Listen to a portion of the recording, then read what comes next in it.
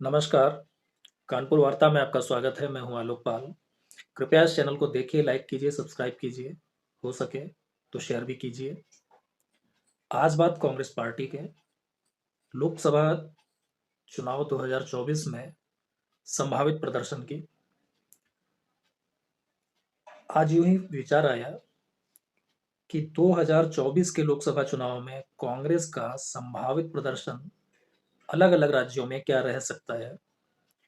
तो इस पर विचार किया और उस विचार को कानपुर वार्ता पर साझा कर रहा हूं।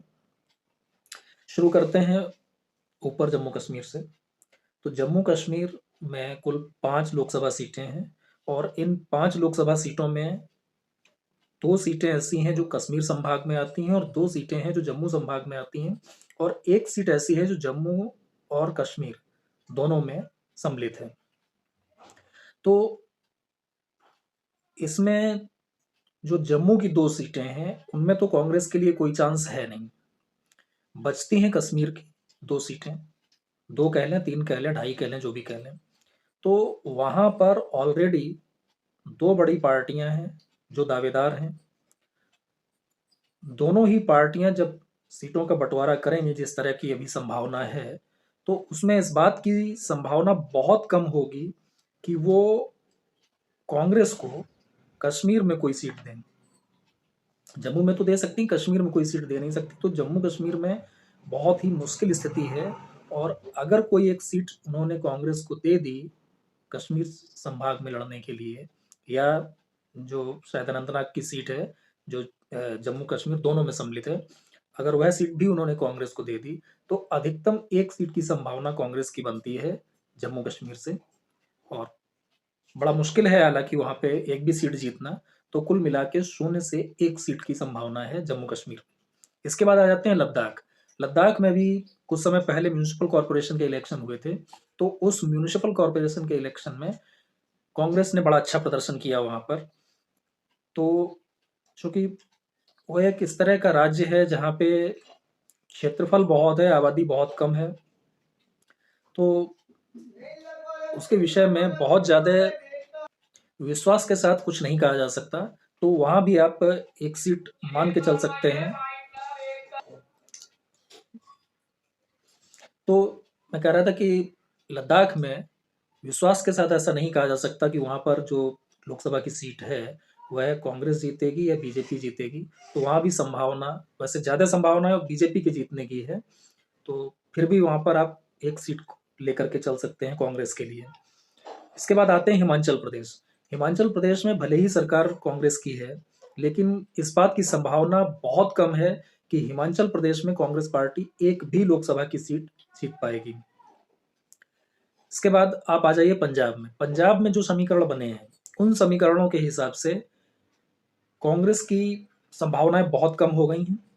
पहले जो एक स्थिति बन रही थी कि कांग्रेस और आम आदमी पार्टी मिलकर चुनाव लड़ेंगे, उस स्थिति में मुझे लग रहा था कि कांग्रेस, या यूं कह लें कि इसका जो गठबंधन है, वह दोनों मिल करके पूरी की पूरी 13 लोकसभा सीटों पर स्वीप कर सकते हैं।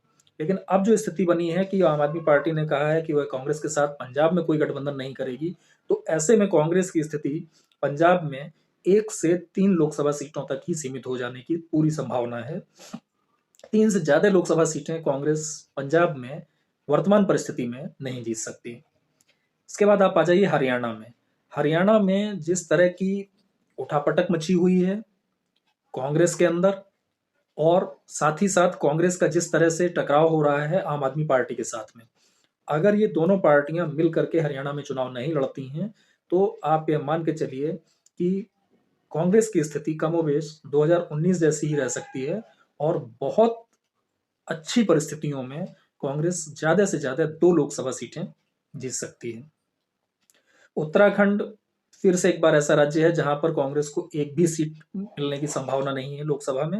विधानसभा का चुनाव की बात अलग है, लेकिन लोकसभा में एक भी सीट मिलने की संभावना नहीं है।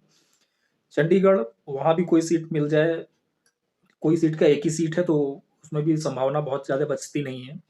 अगर कोई मुकाबला होगा भी तो चंडीगढ़ में आम आदमी पार्टी और भाजपा के बीच मुकाबला होगा। तो कांग्रेस की वहां भी कोई संभावना नहीं है। आप दिल्ली में आ जाइए, तो दिल्ली में तो किसी की भी कोई संभावना दिख नहीं रही है। ना कांग्रेस की और ना आम आदमी पार्टी की। जब आप उत्तर प्रदेश में आएंगे तो उत्तर प्रदेश में भले ही कांग्रेस और समाजवादी पार्टी के बीच गठबंधन हो गया हो, लेकिन दोनों की मिला करके भी 7 से 8 सीटें ही मैक्सिमम आ सकती हैं। और कांग्रेस की सीटों की संख्या शायद इस बार 1977 के बाद पहली बार शून्य हो जाएगी। और अगर कोई एक सीट मिल भी जाती है तो कुल मिलाकर के आप एक सीट अधिकतम मान सकते हैं उत्तर प्रदेश से, इससे ज्यादा की संभावना नहीं है। बिहार बिहार की भी स्थिति वही है। पिछली बार किसी तरीके से एक, वो कहते हैं बिल्ली के भाग से छीका फूटा वाला हिसाब, तो कांग्रेस को एक सीट मिल गई थी किशनगंज की। क्योंकि किशनगंज एक ऐसी सीट है जिस पर मुस्लिम बाहुल्य बहुत ज्यादा है और तब पूरी तरीके से मुस्लिम डोमिनेट करता है। तो जो वहाँ की बड़ी पार्टी है यानी कि आरजेडी, तो वह कतई नहीं चाहेगी कि इस बार किशनगंज की सीट कांग्रेस को दी जाए। अगर कांग्रेस को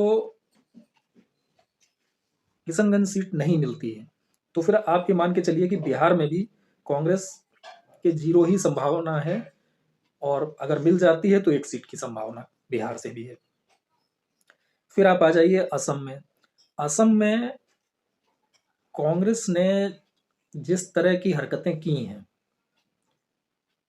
पिछले लगभग 7-8 साल से, उसको देखते हुए बहुत मुश्किल है कि असम में भी कांग्रेस का खाता खुले।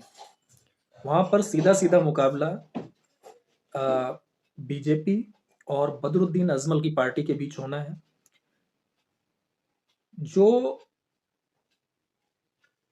मुस्लिम बाहुल्य, स्पेशली अगर कहें जो रोहिंग्या बाहुल्य एरिया है, वहां पर तो बदरुद्दीन अजमल की पार्टी जो है वो डोमिनेट करेगी और बाकी में बीजेपी।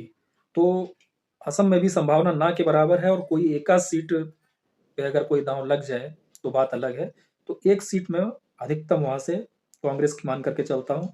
नॉर्थ ईस्ट के जो बाकी राज्य हैं उनमें कुल मिला के 11 सीटें हैं। उन 11 सीटों में इस बार कांग्रेस को इस बात की बहुत ज्यादा उम्मीद है कि उसे मणिपुर से एक सीट मिल जाएगी। हालांकि मिलेगी इसकी संभावना बहुत ज्यादा तो नहीं है, थोड़ी बहुत तो बन रही है। तो मणिपुर से एक सीट मिल सकती है और एक सीट उसे अरुणाचल प्रदेश या मिजोरम या किसी भी अन्य राज्य से मिलने की संभावना है अधिकतम। तो नॉर्थ ईस्ट में भी स्थिति उसकी या तो 19 वाली यानी कि शून्य, या फिर अधिकतम 2 सीट की बन रही है।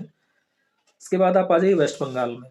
वेस्ट बंगाल में जिस तरह से ममता बनर्जी ने कांग्रेस को धुतकार दिया है, उसके बाद इस बात की संभावना लगभग ना के बराबर है कि कांग्रेस के 2019 के प्रदर्शन में कोई बहुत ज्यादा सुधार होगा। हाँ, कुछ नुकसान ही होने की संभावना है, खासतौर से उस स्थिति में जबकि पश्चिम बंगाल में इस बार मुस्लिम वोट बैंक में एक ठीक ठाक डिवाइडेशन होने की संभावना है। तो कांग्रेस के लिए संभावना बहुत ज्यादा नहीं बन रही है। कांग्रेस बहुत ज्यादा अगर हो पाएगा तो जो 2 सीटें उसने पिछले चुनाव में जीती थी तो उन्हीं को रिटेन कर पाएगी। इसके अलावा कोई नई सीट जीत पाए ऐसी उम्मीद है नहीं। तो वहां भी स्थिति वही 0 से 2 के बीच की है। उड़ीसा उड़ीसा एक ऐसा राज्य है जहां पर कांग्रेस पिछले 10 सालों में केवल कमजोर हुई है।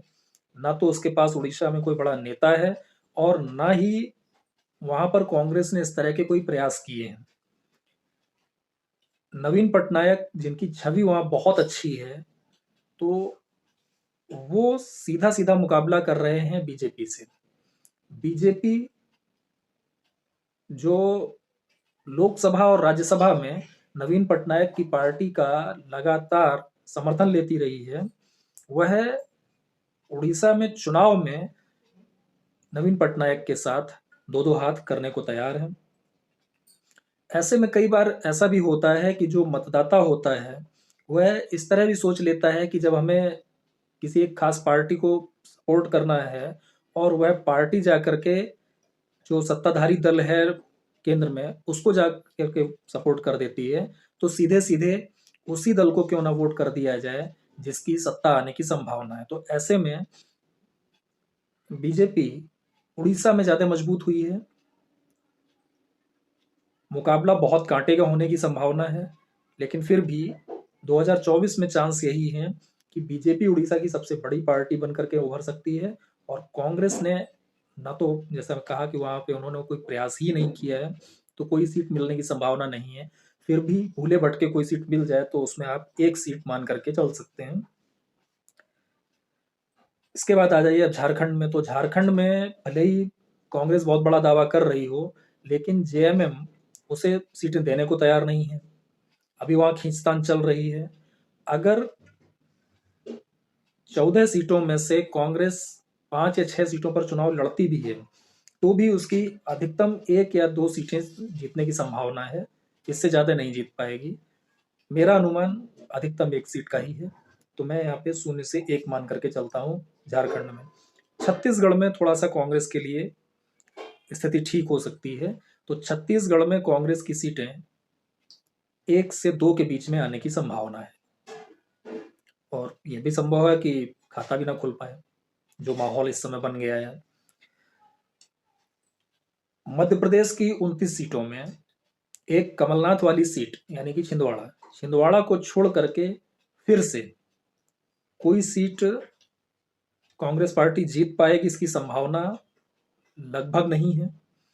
और ज्यादातर लोगों का मत यह है कि इस बार अगर छिंदवाड़ा से कमलनाथ खुद चुनाव नहीं लड़ते हैं तो छिंदवाड़ा भी हार सकती है कांग्रेस। कमलनाथ को हो सकता है कि उनकी उम्र को ध्यान में रखते हुए कुछ सहानुभूति का भी वोट मिले। हालांकि विधानसभा में उन्होंने अपने लोकसभा क्षेत्र में आने वाली सभी सीटें जीती हैं, लेकिन फिर भी लोगों का ऐसा मानना है कि लोकसभा में नकुलनाथ कोई कमाल नहीं दिखा पाएंगे और ऐसे में कमलनाथ को स्वयं लोकसभा चुनाव लड़ना पड़ सकता है। राजस्थान की स्थिति भी लगभग वही है कि राजस्थान में 25 की 25 सीटें एक तरफा जाएंगी। कांग्रेस को फिर से कोई संभावना राजस्थान में नहीं बन रही है।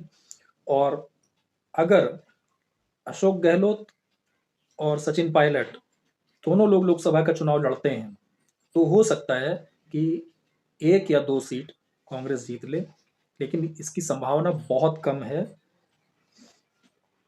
गुजरात क्लियर कट है कि कांग्रेस को एक भी लोकसभा सीट गुजरात से नहीं मिलने वाली, उस पर कोई चर्चा करने की आवश्यकता ही नहीं है। जहां तक बचता है महाराष्ट्र, तो महाराष्ट्र की स्थिति यह है कि जो 3 दलों का उनका गठबंधन है, जिसे वो महायुति बोलते हैं, तो उस महायुति में या उन्होंने शायद एमवीए, महाराष्ट्र विकास अघाड़ी जो नाम दे रखा है, तो उस एमवीए में उनके जो पार्टियां हैं वो तीनों की तीनों बहुत कमजोर हो चुकी हैं। शरद पवार की पार्टी टूट चुकी है, उनके मैक्सिमम कार्यकर्ता अजित पवार के साथ जा चुके हैं, तो शरद पवार किसी मजबूत स्थिति में रहे नहीं है। शिवसेना 2 हिस्सों में बट गई है। यद्यपि शिवसेना के बारे में यह कहना थोड़ा कठिन है कि कौन ज्यादा मजबूत है। मुझे तो यही लगता है कि उद्धव ठाकरे वाला दल जो है वह ज्यादा मजबूत स्थिति में है, लेकिन फिर भी कुछ ना कुछ हिस्सेदारी तो हुई ही है, हर सीट पर होगी। तो जो मजबूती उनके पास पिछले लोकसभा चुनाव में थी और खासतौर से नरेंद्र मोदी के नाम पर जो वोट पड़ा था उसके कारण बनी थी, वह इस बार नहीं रहने वाली। और कांग्रेस शायद अपने इतिहास में महाराष्ट्र में सबसे कमजोर स्थिति में है, तो वहां भी उसकी कोई बहुत ज्यादा संभावना बनती नहीं दिख रही है। पूरे गठबंधन को मिलाकर 6-7 सीटें आ जाएं, यही बहुत बड़ी बात होगी। तो ऐसे में महाराष्ट्र में कांग्रेस को वही हो सकता है खाता भी ना खुले और अधिकतम 3 सीटें मिलने की संभावना है, तो 0 से 3। गोवा में ऐसा माना जा सकता है कि 1 सीट पर कांग्रेस इस बार अच्छा चुनाव लड़ेगी। 2 सीटें हैं गोवा में, तो 1 सीट पर कांग्रेस अच्छा चुनाव लड़ने की स्थिति में हो सकती है। तो वहां पर 1 सीट अधिकतम मिल सकती है और अगर उसकी बदकिस्मती उसके साथ बनी रही तो हो सकता है कि शून्य पर भी सिमट जाए। कर्नाटक, कर्नाटक में भले ही कांग्रेस ने बहुत अच्छा प्रदर्शन किया 1 सवा साल पहले विधानसभा चुनाव में, लेकिन लोकसभा चुनाव में पिछले 4-5 चुनाव आप उठा करके देख लीजिए, स्थिति यही है कि शायद एक बार कांग्रेस ने बहुत अच्छा प्रदर्शन किया है, अदरवाइज बीजेपी लगातार डोमिनेट करती रही है। तो उसकी संभावना इस बार भी है। ऊपर से देवगौड़ा की पार्टी, जो भी उनके पास वोट बैंक बचा है, वो अपना वोट बैंक लेकर के बीजेपी के साथ गठबंधन में आ गए हैं। तो ऐसी स्थिति में मुझे लगता है कि लोकसभा में जो बीजेपी का गठबंधन होगा, वो 21 से लेकर 26 तक सीटें जीत सकता है। तो ऐसे में कर्नाटक में 2 से लेकर के 7 सीटें तक कांग्रेस के हिस्से जाने की संभावना है। अधिकतम 7, 7 से ऊपर लगभग नामुमकिन। तेलंगाना, तेलंगाना एक ऐसा राज्य है जो साउथ में 2024 के चुनाव में शायद कांग्रेस के लिए सबसे ज्यादा सीट लाने वाला राज्य होगा। अगर केरल में वामपंथियों ने कांग्रेस को कड़ा मुकाबला दिया, तो तेलंगाना में चूंकि अभी हाल में सरकार बनी है, केसीआर से लोगों की नाराजगी स्पष्ट हो चुकी है। बीजेपी उतना मजबूत स्थिति में नहीं है जितनी कि उसे होना चाहिए था। यद्यपि पिछले लोकसभा चुनाव से बीजेपी को कुछ ना कुछ सीटें, चाहे वो एक सीट ज्यादा मिले, कुछ ना कुछ सीटें ज्यादा मिलेंगी। पिछली बार 4 थी, तो भले ही 5 हो, लेकिन कुछ ना कुछ ज्यादा सीटें मिलेंगी। और केसीआर कितने भी कमजोर हो गए हों, वो कहीं ना कहीं मुकाबला तो देंगे ही। तो ऐसी स्थिति में तेलंगाना में कांग्रेस को कम से कम 4 और अधिकतम 10 सीटें मिलने की संभावना है। तेलंगाना में कुल लोकसभा सीटें हैं 17। इसके बाद आंध्र प्रदेश। आंध्र प्रदेश में कांग्रेस बहुत कमजोर है। यद्यपि उन्होंने अ,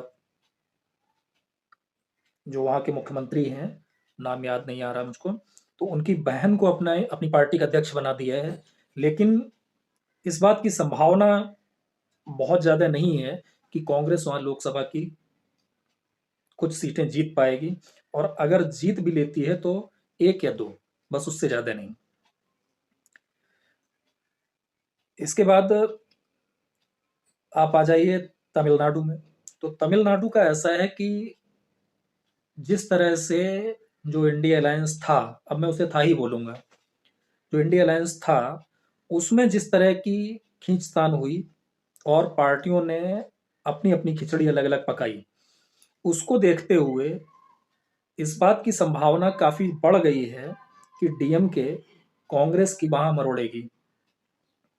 अगर डीएमके ने तमिलनाडु में कांग्रेस की बाह मरोड़ी का मतलब ये कि कांग्रेस को मजबूर कर दिया इस बात के लिए कि वो अपनी जीती हुई सीटों में से कुछ सीटें छोड़े, तब तो स्थिति कांग्रेस के लिए बहुत ही खराब हो जाएगी। और अगर जो अ, लोकसभा में तमिलनाडु से कांग्रेस की जो वर्तमान सांसद हैं, उन सभी सीटों पर चुनाव लड़ने का मौका दिया, तो 8 सीटें तमिलनाडु में शायद हैं कांग्रेस की। तो वही स्थिति रह भी सकती है। और इस बार बताया जा रहा है कि कई क्षेत्रों में बीजेपी काफी मजबूत हुई है। एआईएडीएमके के कमजोर होने के कारण बीजेपी की ताकत में काफी इजाफा हुआ है। तो इस बात की भी संभावना है कि जो जिन सीटों पर कांग्रेस पिछली बार मजबूत स्थिति में थी, वहां पर उस स्पेस को बीजेपी ले ले। अगर ऐसा होता है तो कांग्रेस की सीटें घटकर 2-3 भी रह सकती हैं और अधिकतम वही जो मैंने बताया कि 8 सीटें वहां से आ सकती हैं। एक स्टेट आपका बचता है साउथ में, केरला, जो कांग्रेस के लिए थोड़ा अच्छा है। केरला में इस बात की संभावना है कि कांग्रेस कम से कम 4 सीटें और अधिकतम 10 सीटें जीतेगी, क्योंकि पिछली बार कुछ इस तरह का माहौल बन गया था कि जो कांग्रेस का गठबंधन था उसको ज्यादा सीटें मिल गई थी केरला में, लेफ्ट गठबंधन के अपेक्षा। तो इस बार शायद उतनी संभावना नहीं है, लेफ्ट वहां पर कुछ मजबूत स्थिति में चुनाव लड़ेगा। तो 4 से 10 सीटें वहां पर मिल सकती हैं। पुडुचेरी में 1 सीट आ भी सकती है कांग्रेस को, नहीं भी आ सकती, तो 0 से 1 सीट ही एक है। अंडमान निकोबार में 1 सीट है, कांग्रेस के हिस्से आने की संभावना लगभग ना के बराबर है। तो 1 सीट जो है वहां पे भी शून्य की स्थिति है। दादर नगर हवेली, दमन दीव, वहां पे 2 सीटें हैं। और 2 में से अगर बहुत भाग्य ने साथ दिया कांग्रेस का, तो एक सीट उसके साथ जा सकती है। इसके बाद आप आ जाइए लक्षद्वीप में। तो लक्षद्वीप में चूंकि सिटिंग एमपी वहाँ एनसीपी का है, तो ऐसे में कांग्रेस की संभावना वहाँ भी नहीं है, क्योंकि अगर इनका गठबंधन रहता है तो एनसीपी का कैंडिडेट वहाँ से चुनाव लड़ेगा, तो कांग्रेस को वहाँ पे 0 सीट आएगी। अब अगर इसमें अलग अलग राज्यों में मिनिमम और मैक्सिमम सीटों को देखा जाए, हालांकि ऐसा होता नहीं है कि नहीं सारे राज्यों में आपको मिनिमम सीटें ही मिलेंगी या मैक्सिमम ही मिलेंगी।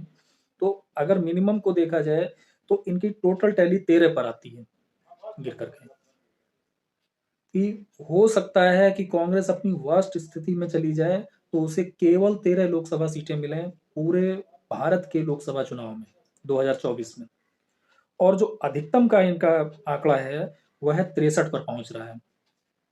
अब ऐसे में अगर इसका आप कुछ बीच में निकालने की कोशिश करेंगे तो शायद वही 40-45 के बीच में आकर के कांग्रेस कहीं अटकेगी। लेकिन डर इस बात का बहुत ज्यादा है कि हो सकता है कांग्रेस की सीटों की संख्या 40 से भी नीचे आ जाए। 13 तो नहीं होगी, लेकिन अगर 13 हो जाए तो कुछ कहा भी नहीं जा सकता। आज की चर्चा में इतना ही। इस वीडियो को देखने के लिए बहुत बहुत धन्यवाद। एक बार फिर आपसे रिक्वेस्ट है कि इस चैनल को सब्सक्राइब जरूर कीजिए। धन्यवाद।